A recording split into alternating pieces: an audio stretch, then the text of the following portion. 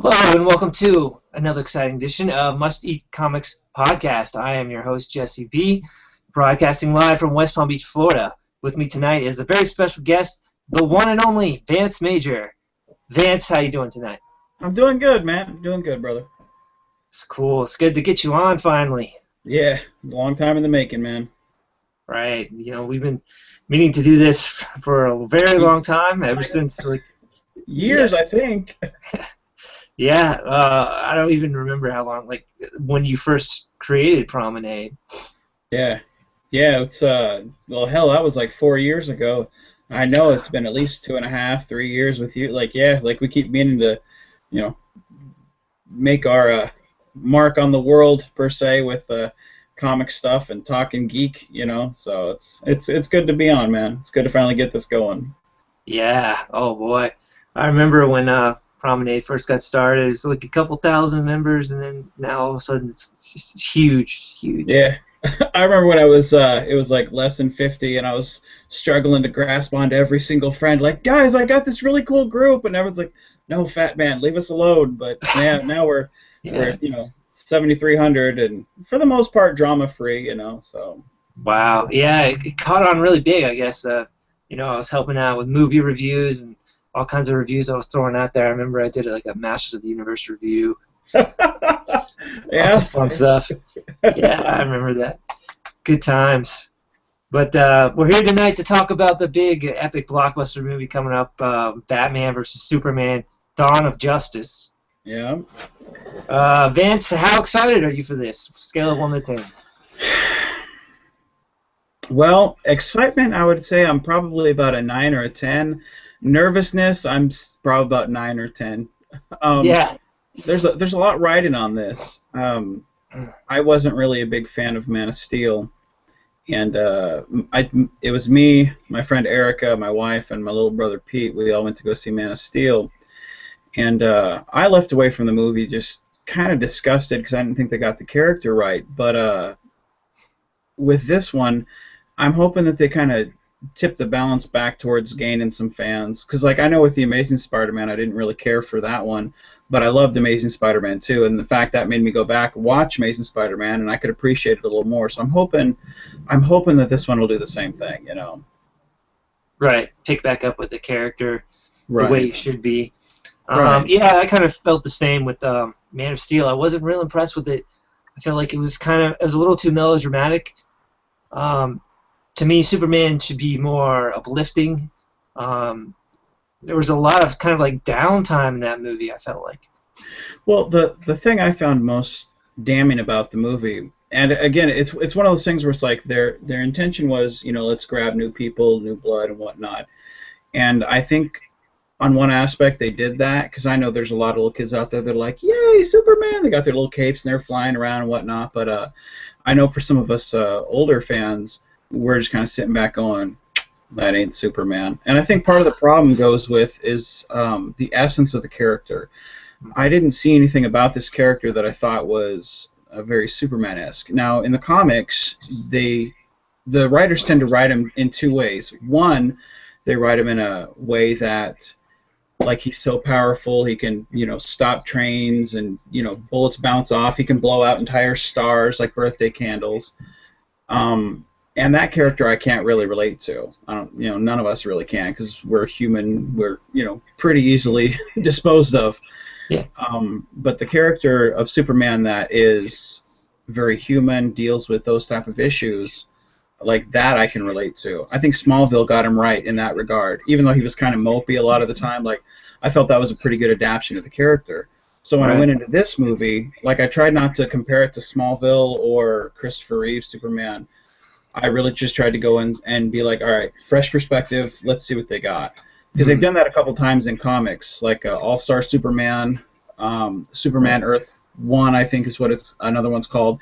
And they've done really good adaptions of his origin. And so I went into this thinking this is just going to be another adaptation. And I didn't see any of that heart, and I couldn't relate to this character at all. So excitement-wise, like I say, that's why I'm a 9 or 10, because it's like you're seeing Batman versus Superman, but the nervousness is I feel like they dropped the ball the first time. I'm hoping they don't do it again. especially with everything that's riding on this type of movie, you know, with them redoing the Definitely. franchise, you know. Definitely. Yeah. Well, you made some really good points there. I agree with you. I remember Superman. You know, Christopher Reeves is what I grew up with. And, you know, the trumpets and everything. Bum, bum, bum, here comes Superman. And there was Right. none of that in this movie. I felt like, oh, it's such a drag most of the way through. Yeah. Um, I understand, like, Zack Snyder was and David Goyer, to some respect, they're going for a more like realistic and gritty feeling, kind of like the Christopher Nolan Batman films. But yeah, it just didn't have a lot of appeal to me. The action scenes were good though. I will give it that. Well, see, the thing about it is, and again, going back to like the essence of the character, like if they could get that right, then everything else is just, you know, you can extrapolate all these, you know, different things and change this and change that. But if you don't have the essence of the character, you just got it wrong. And I think with Zack Snyder, one of the things he had mentioned was he said we're going to go ahead and take the underwear off of Superman, and we're going to put him in the real world. And to me, I kind of felt like you're missing the point. That underwear on the outside doesn't make him any more real or less real. It's his values. This is a guy who's supposed to set that bar, you know, set the example Yeah, for all of us and yeah, inspire definitely. us. And the only thing this movie inspired me to do is try to get a refund, you know. So, Yeah, definitely. um, yeah, Yeah. Well, I will say Zack Snyder is very good at visuals. I enjoy yeah. his movies where he gets the look really artistic looking, and I like Well, the costume this time around. I think they got the pretty good guy to play Superman. yeah, see, like that's the thing. Like Zack Snyder, like they have all of the parts of a great movie. Like if you go back to Hmm. the remake of Dawn of the Dead, Zack Snyder did a really great job with that. In fact, that's probably my favorite zombie movies, especially modern zombie movies. Like it's really the only one that does it just absolute justice. So the guy can direct. He's not a, you know, one note hack like some of the people out there, Michael Bay. And you know, I felt like they got Superman right. The guy looks like Superman. The guy's got a big heart. One thing I thought was really kind of cool was he would actually, Henry Cavill would actually go around to the hospitals and wear the Superman costume. Wow. And like to me, I try to do a lot of charity stuff for people when I can. And when I saw that, I was just like, tip of my hat to the guy. I gotta go see this film. You know, him doing stuff like that. You know, he's earned my $15.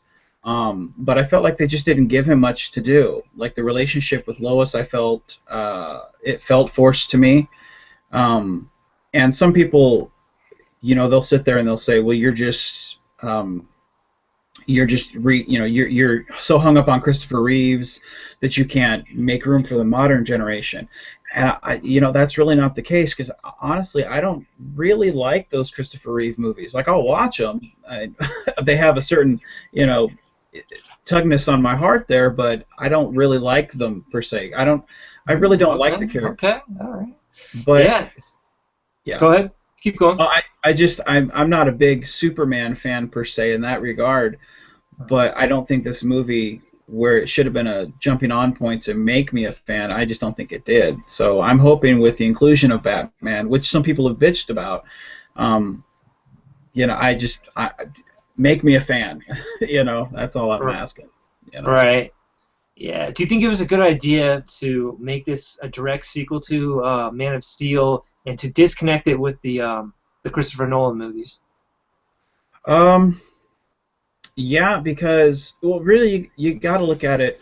Like some people have kind of complained about that. You know, it should be part of Chris Nolan's movies and whatnot. But you know, if they're trying to distance themselves from it, then you kind of need a direct sequel, and you kind of need to have Batman there. At least someone else in the cape and cowl, because it's like otherwise you're gonna be like, no, no, it's still part of that franchise, you know. And if you're trying to distance yourself, especially with the way Marvel's doing their stuff with so many different lineups, if DC's to follow that course, you kind of have to.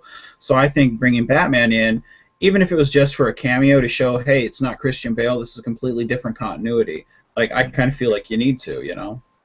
Yeah, I agree with you there. That's a pretty good point. So, do you feel like it's necessary to bring in a high-profile character like Batman to try and boost the success of Superman? Because they haven't been doing too well with Superman movies. Well, they haven't been doing very well with movies in general. Go back to Green Lantern. Yeah, That big flop. Yeah. yeah, that was like yeah. But then again, the Batman movies have done really well. Well, yes and no. Like again, like money wise, of course they've made their money back. They could probably have continued that franchise if Chris Nolan had wanted to. But when you look critically, Dark Knight was, a really awesome sequel as opposed to Batman Begins. But then when you go to Dark Knight Rises, although I like that movie, I certainly see where people, didn't, where they feel like it kind of changed the tone from being a more realistic, grim and gritty to kind of this open world and like everyone's like, what's going on, so if you look at it critically, you've got one really great movie, one decent movie with Begins, one that's split down the middle with Dark Knight Rises, and then a total flop with Green Lantern. They're not batting 1,000, so honestly I think it's kind of like what they've been doing in comic books, which is rebooting. I think that's kind of what they need to do with the movies, and hopefully they do it right, because they have the potential here to, even though they're throwing in a bunch of characters in there, they've got the potential to really tell some decent stories like Marvel's been doing. I'm not a Marvel fan, but I love their movie franchises. Right. Yeah, And I'm a huge Marvel fan. I think they should take a page, honestly, from the TV universes like Flash and Arrow. Both of them are really independent from anything from the comics, but they really have enough ties there. And I think if the movies get this right, then they should follow that lead. Yeah, I agree. I was surprised that they didn't have more of a tie-in or announce more of a tie-in with the TV shows, Yeah. because they Yeah, seem to be building a pretty big DC universe with the TV shows. I mean, now you have Constantine, you got Arrow and Flash, and Well, Gotham too. Gotham as well. Well, Gotham, like when you look at the behind-the-scenes stuff, like and keeping in mind that Gotham is on Fox, CW has Flash, Arrow, and Constantine. I forget which one that's on. But again, like one of the writers said that all the TV franchises are kind of like it's kind of like a multiverse with the TV. So it's like that's kind of cool, but flip side of the coin, I don't think it would have been that hard to have Flash and Arrow brought back in, and I think it could cause some confusion when you sit there and have Flash in the Justice League, and then you watch TV and you're like, well, that's Flash too. Of course, that's assuming that the audience is stupid per se, which of course they're not, but it's like, why wouldn't you just use the same character, and I think especially with Arrow, it really lends itself to the gritty feel that at least was in the very first Man of Steel movie, so I think it's a missed opportunity, but all you can do is keep your fingers crossed and hope that they know what they're doing. Yeah, I agree. Moving on a little bit, like I was saying, with feeling the need to tack on Batman to make a Superman movie successful, we also have a bunch of other Aquaman, Wonder Woman, even Cyborg is going to be in this film. So it really seems like they're doing everything they can to make Superman more successful. With all the cameos. Of course, it's probably leading up to a Justice League movie. Well, and that's the thing. Like, if they're smart, what they'll do is they'll have bits and pieces of the characters in costume or hell even out of, but simple nods here and there. Some people say, and they complain about it being too full of a film.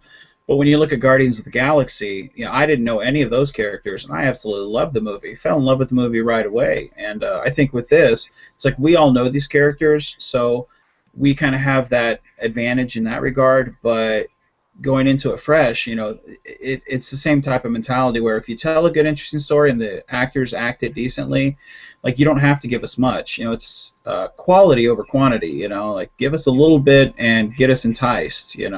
But honestly, I'm hoping for I'm hoping whenever the Justice League gets together, I'm hoping Doomsday, shows up and stomps the hell out of all of them, to show us why we need a Superman. Exactly. That's the rumors I'm reading, like from ScreenRant.com. They're talking about Doomsday possibly being the villain in this movie, the guy that actually brings Superman and Batman together as one unit. Hmm. That would And that be would be really, that would be amazing, right? well, yeah. Like the thing about it was like, have you seen Smallville? I've seen some of Smallville, not a Yeah. whole lot. Well, see, like season 8, I really enjoyed, and that was the season where they brought in Doomsday, and they had a kind of a character, kind of like a Bruce Banner type. His name was Davis Bloom, and there were a lot of parallels between him and Clark. And by the end of the season, like the tension slowly building with each episode, it was so good, and the makeup and costume design for Doomsday was just really awesome. Like he looked scary, but then the fight at the end of the season was pretty lame, you know, because you can only do so much on a CW budget. So Yeah. I'm sitting there, and hell, even if they took the same costume or something pretty similar to that, and just gave us an epic fight, you know, I think that would be awesome. That was one of the problems Totally. that I had with Man of Steel was the fight and all the damage that was done. I kind of felt like it was too early for all of that stuff. Like the damage that was in that movie, if it had been Doomsday, then I would have clearly been like, yeah, I could see why that damage is there and why he has to go so hard to destroy this thing. But with Zod, it's like I kind of felt like they Yeah. pulled out all the stops and they just didn't deliver, you know? Yeah, I see your point there. Well, I think the destruction was maybe even a key plot point because they wanted to tie that in with this movie. From the rumors that I'm hearing, all the destruction that was caused in that fight is going to be like one of Batman's key points against Superman. So Right. we'll see if that plays out. I I I had Go heard ahead. from I had heard from one of the rumors that Bruce was coming to like he was going to be working with Lex, but he was also kind of investigating Lex, and so like I think that kind of makes sense on some point, and then I don't know. I don't think they're going to disappoint because I saw the clip that was leaked from Comic Con. Yeah. Have you seen that? Have you seen that clip? Yeah, I watched it actually again just a few minutes ago. Dude, goosebumps. Like I love the fact that they were Yeah. able to bring they brought back Frank Miller's costume and it's just like that is awesome. Yeah, that Like kicks ass. I mean, yeah. they got several costumes. It seems like for the bat suit, Hmm.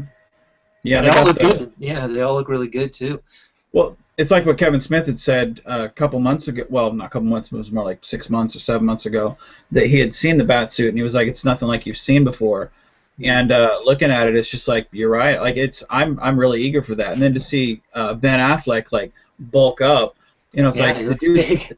yeah, dude's a Batman fan. You know, it's like even if you don't like him, you know, if you look at any of the other actors that have played Batman, none of them have been big Batman fans. So I think that's one up where Ben Affleck will get the part right. You know, he's, you know, even if you don't like him, like the guy knows how to play dark. The guy knows how to play tormented. I think he could do this justice. You know, and Justice, huh? justice. Yeah, right. But absolutely, yeah. How do you feel about there being like a huge Gatling gun on the Batmobile?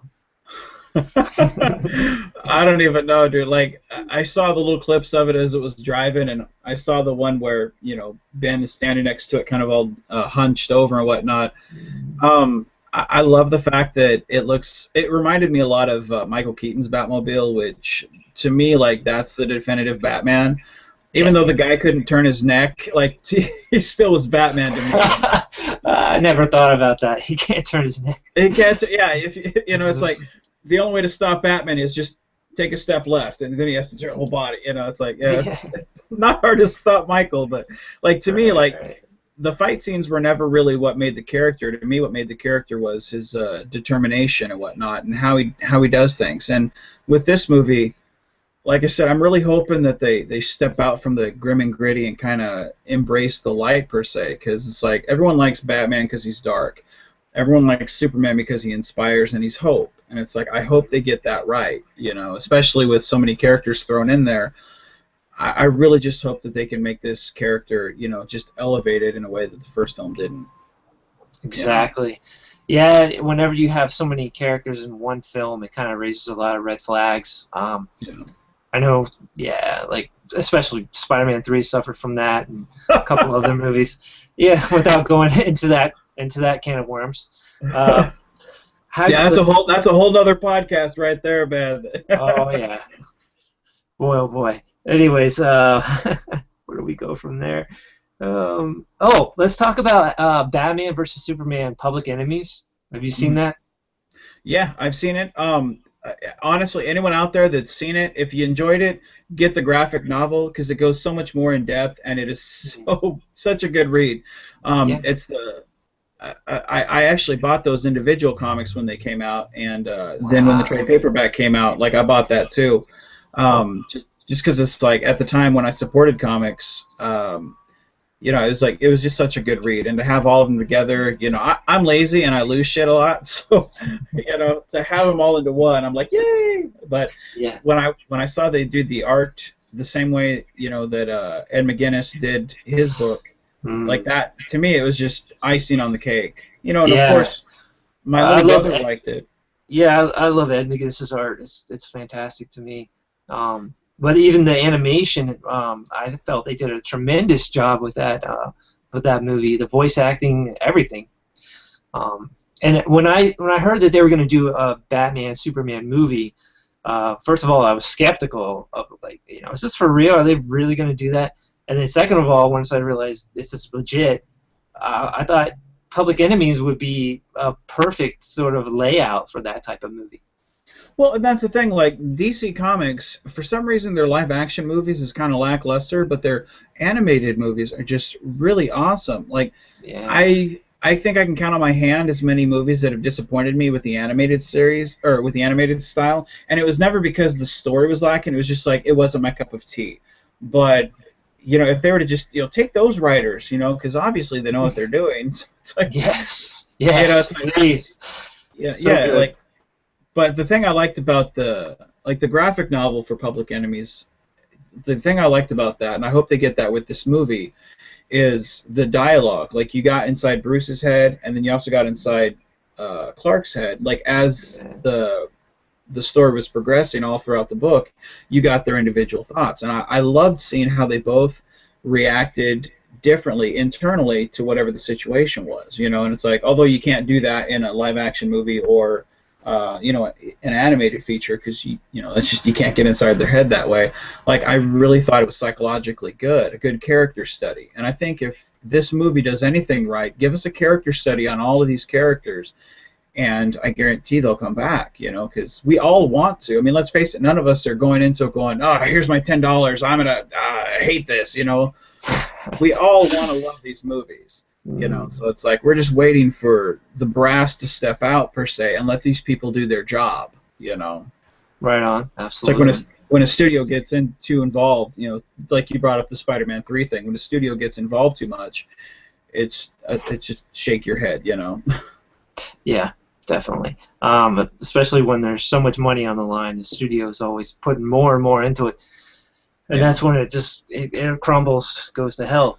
Well, yeah, you can't throw money at a problem and expect it to go away. Like, hire the people that are talented and then step back, let them do their job. It's like, I don't know if you've ever worked fast food, but I've worked at a Dairy Queen, and nothing was more annoying than the boss standing over my shoulder. It's like, dude, let me cook. Get the hell out of my kitchen. And it's like if they were to do that here, like, Yeah.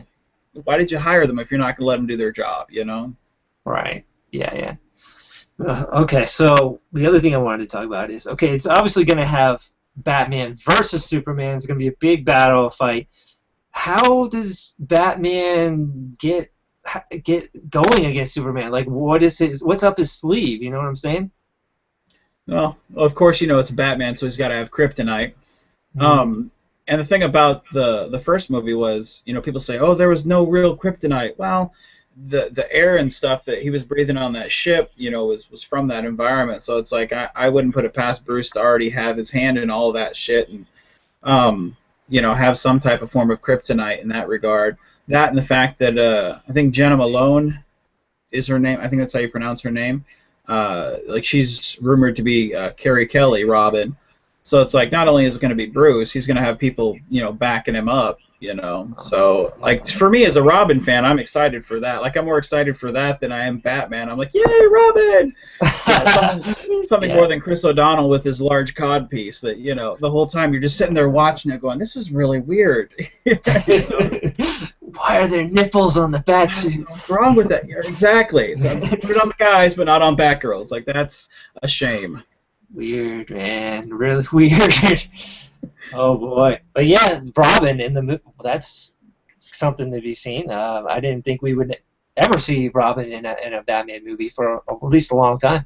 Yeah, I thought it would be introduced in like a solo movie or something instead of, something this large, but you're going to have Alfred in that, which also kind of surprises me. Like, not only are they having like the Wonder Woman and the Flash and Aquaman, but they got Alfred, they got Robin, the Return of Lois Lane, Perry White.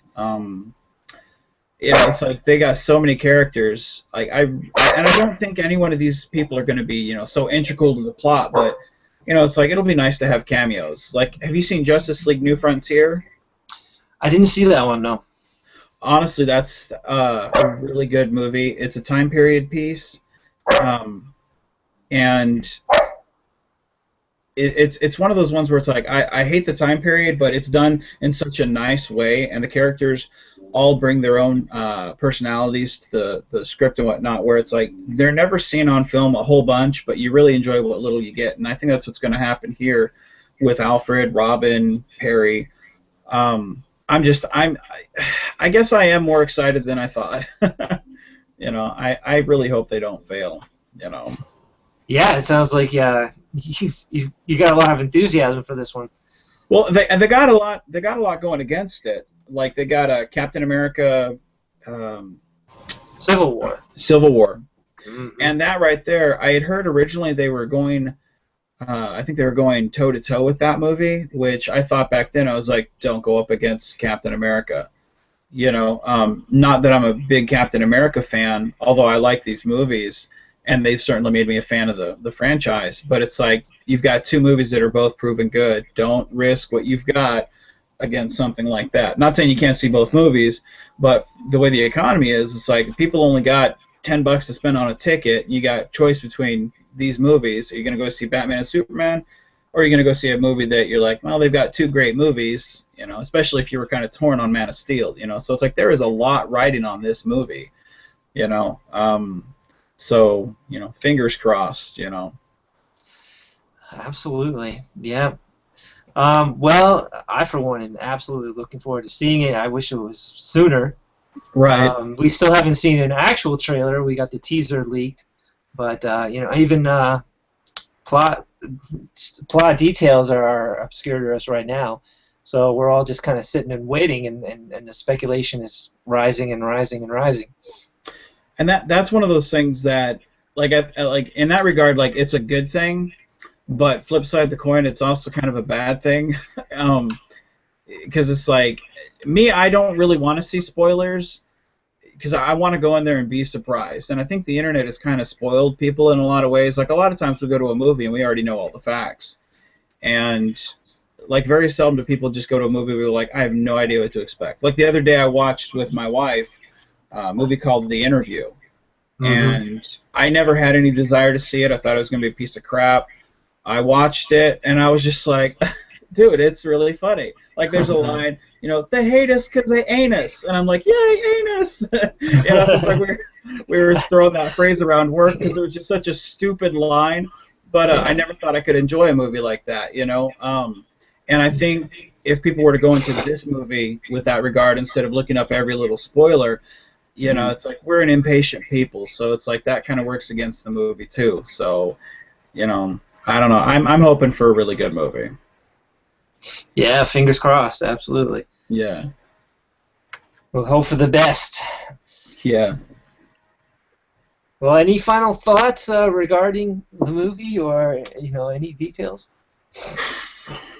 Well, seeing the plans that DC well Warner Brothers, not DC, that Warner Brothers has, it's like if they have even half the success that they have for their TV, then I think we're in for a treat.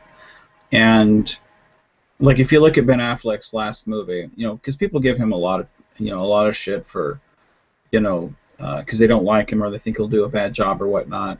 It's like if we all go into it just kind of an open mind to see what they have to present instead of saying, well, this doesn't match continuity with this, and it's like, you can't really compare things to what's come before, which is kind of proving their point when they're like, Christopher Reeve fans hate this movie. You know, it's like, no, you really have to step out of that and be like, all right, what are they trying to present us? Does this story that they're telling warrant telling the story? You know, and if they're going to give us a lot of bang, I don't want to see it. Give me something with some substance. Because although you're right, in Man of Steel, the graphics were pretty good. It's still, for me, it was too Transformer-esque. Like, I was sitting there going, what happened? Where'd he go? Like, I don't know. So it's like, I'm hoping for something with a little more story, where with Man of Steel, like, it just had too many plot holes. So with this, I'm hoping for a more solid script, and just give us the characters we love. You know, don't give us radical interpretations or something that's edge and modern. Just give us the characters. What's the problem with that? Marvel's done that, and their success is shown, you know. Yeah. So, fingers crossed, man. I'm really looking forward to how they're going to portray Batman and Bruce Wayne this time around. We've seen so many different versions of Bruce Wayne, it seems, and people are so familiar with Batman. You know, I'm really interested in seeing how they're going to pull that off. You know? Well, and that's the thing. Like, you bring up a good point. Like, there has been so many different variations of Batman. Like, you know, my favorite's Michael Keaton, but I also like the animated series, you know, the one from the 90s. I'm not really too hip on the campy stuff, but like watching the cartoon Batman Brave and Bold, like, I have an appreciation for that, and actually that is my favorite cartoon version of the character, even though it's completely different from what my expectations are of the character. They treat the character with such reverence, and the storytelling, even though it's, you know, kind of dumbed down, it's something that the entire family can enjoy. And I think if they realize ahead of time, let's not go too far on the grim and gritty, let's get back to having some fun in these movies, you know, not quite, you know, the Adam West type camp, but, you know, let's have some fun with these movies, because that's what's going good with the Marvel movies, is they're fun. They're not dumbed down. They're not kiddie movies. They're not, you know, kid friendly. Like, they are kid friendly, but they're not, you know, type movies. You know, they're movies we all can watch. You can watch it with your grandma. You can watch it with your newborn. Like, you can watch those movies. And that was one problem that The Dark Knight Rises had, was although they were really good movies, they were really dark. I mean, I walked away from that movie going, God, I need to stop taking my heart medication. Like, it's just, it was really bad. So they need to get back to fun, because that's what comics are all about. And absolutely. I don't think this movie is going in that direction, though. I think it's going to be, once again, really dark. I think, Zack Snyder likes to push that envelope of darkness. But well, we can always hope. We can always hope that it will be fun. See, I'm hoping that it'll be like the animated series from the Batman / Superman from the Bruce Timm era, where they had both of them kind of cross over, where it was dark in elements, but at the end of the day, like, you knew, like, you left that hopeful. So you can be dark, but you can also be hopeful, and that's one thing with Man of Steel. I wasn't hopeful at all. Like, they had the death scene with Zod. And then all of a sudden, the lady's making jokes about how hot Superman is. It's like, wait, what? Like, 2 minutes ago we had a death scene. Now we're all supposed to, you know, cue the canned laughter. You know, like, it just doesn't work for me. Yeah, that was bad. That was really bad. But if they keep up with, you know, give us something hopeful at the end of the movie, like, that's all they really can do. You can be as dark as you want, but show us that there is a light at the end of the tunnel. You know. So. Yeah. I think the movie's actually going to borrow some cues from Hancock, which was interesting, like a real-world take on what Superman would be like. If there was a person like Superman in our world, what would the response be? People's just response. Asshole. Mm-hmm. Yeah. There's definitely going to be some Superman protesting in this movie. I can see it. Well, dude, the amount of death in this movie, not that happened, but that he caused. Like, the dude's throwing Zod. Like, at no time was he ever like, Zod, no, the people. Like, if there was a line like that, at least I could have been like, all right, I can stand up for the guy. But, you know, the whole time they're fighting through Sears and IHOP and all these other, you know, paid sponsors. Yeah, right. Like, I just, like, nah, like, just, yeah. Yeah, Well, Superman. He was kind of a thoughtless Superman. You know, he didn't have any real. He never spoke up really, not and really. that's the thing. Superman always seems to have a good speech, even if it's short. You know, he has something very uplifting to say. And the Christopher Reeves movies, it always seemed to be that way. Well, the thing about it was, and people say, well, did you like it better than Superman Returns? And I'm like, well, of course, because Yeah. that movie costs, if you go for inflation, the movie costs about the same as what this one would have. And it's like the dude didn't even throw a punch. Um, and it was more like Super Stalker. It wasn't really Superman. So it's like they didn't get it right with that. And with this one, like he didn't earn the name of Superman. And again, for someone who isn't really a big fan of the character, um, I'm looking at it and I'm like, even I'm looking, I don't see any sign of what this character could be. You know, there's no inspiration. There's no. He didn't seem to give a shit. He's like, oh, fuck, I'm gonna snap his neck, you know. Yeah. So it's like Yeah. I'm hoping that somehow Batman kind of kicks some sense into him, and is like, look, dude, you have a standard that you need to set, so set it. You know, people like me are going down this Mm, path, but you could be better. Like I'm hoping that they yeah. somehow make the first movie justified with the heart-sinking feeling that I left when I left the theater, because although some kids, all they'll see is Superman. Me, I didn't see Superman at all. So, and again, they had the great actor, they had great people playing the parts, but one, I think what was missing from Man of Steel was there was no Clark Kent, like not the nerdy glasses type, because that's a really important part of the Superman mythos, and I felt like that was missing. A lot of what was in this movie that could have made it great just wasn't there. So with Batman v Superman, like I'm hoping they do, something to just kind of make a little more sense, because it wasn't Superman to me. Right. Right. And that's the biggest task this movie has, in my opinion, is to portray Superman well and Right. get him back on track. Because it's mostly a Superman movie. Batman's in there; he's an important part, obviously. And then there's the other characters, but it's mostly a Superman movie. So we'll see how it plays out. Well, it's like if they, we all know we're gonna go see some, Kryptonian stomping, Batman. But so we all know why we're going, but I'm hoping that it takes the opportunity to use that and then step above that and give us something better. Because like I said, the only thing I learned from this movie, and if I was a kid, I'd have been like, so it's okay to snap necks. All right, we're good. There was no moral of the story. It's like I'm gonna snap this dude's neck, and then I'm gonna feel justified in telling the government I do what I want. I work the way I work. It's like Yeah. it's kind of like the reason why I hate Chris Pine as Captain Kirk. It's like to me that's just it's not the character. Either my perception of the character is wrong, or they're not portraying it right. So There you go. Well, with that one, I think we will bid you adieu.